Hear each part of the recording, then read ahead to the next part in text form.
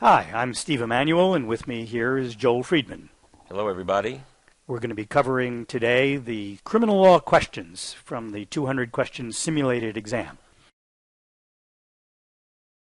By the way, the questions as they show up on your slides are numbered as they were in the simulated exam. So if the slide says Q119, that means question 119 as it occurred on the simulated exam. The order of the questions follows roughly the order of the topics in the criminal law and procedure portion of your written materials. All right, let's start with our first question. Question 119. A bunch of gang members get drunk at a meeting that was called by their leader, and they're surprised to see their leader stab one of the members who had been a jailhouse snitch. But they all stand by during all of this time and do nothing. Can the members be convicted of homicide?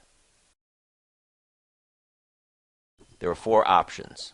Option A, no, they cannot, because mere presence at the scene of a crime is insufficient to make one an accomplice. B, no, they cannot, because murder is a specific intent crime, and there is insufficient evidence to show that they intended to kill. C, yes, they can be convicted, because the gang members made no effort to save the informant after he had been stabbed. Or D, yes, they can be convicted, because voluntary intoxication does not negate criminal responsibility. Before we talk about the answer, Joel, let's talk a little bit about the underlying concept raised by this question. This question involves actus reus. There are a few scenarios on the MBE that involve the concept of actus reus, the requirement that the defendant have committed an act.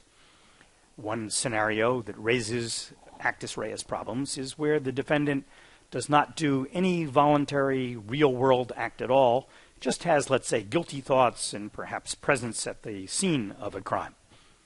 Another scenario is that the defendant does an involuntary act. For example, he has a seizure. A third scenario is that the defendant omits to act, but under circumstances where he had a duty to act. So those are the three most common ways in which an actus reus problem can occur on the multistate.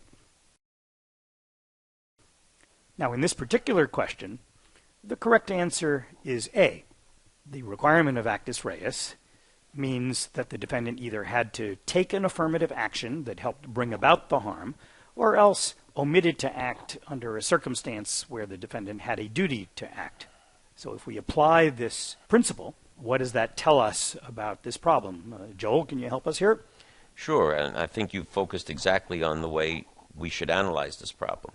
When you see a situation where they're asking, is a particular individual guilty of a crime, and that individual hasn't done anything, in this case, it's just standing there when the leader does the stabbing, you can be pretty sure that they're asking about actus reus. And as you said, Steve, actus reus requires either that you do something or you don't do anything when you had a duty to do something. And so here the whole point is, did these fellows who did nothing have a duty to do something? Right. So usually standing by and doing nothing means that you won't have criminal liability. But there is an important exception. The exception is for those situations, those special situations where you do have an affirmative duty to intervene to do something.